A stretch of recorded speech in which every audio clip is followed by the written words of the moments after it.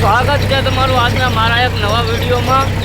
અને અત્યારમાં વાગી ગયા છે 5 અને આપણે આવી ગયા તો 4 વાગ્યાના હાંકવા થાંભલા ભાઈ હાંકતા આવી ગઈ લોટરી જો બારો હો ગળની ડમરી ઉડે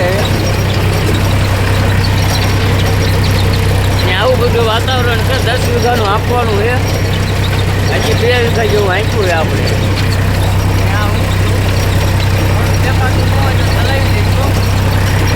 કારણ કે ને ધૂળ ઉડે ને બહુ એટલે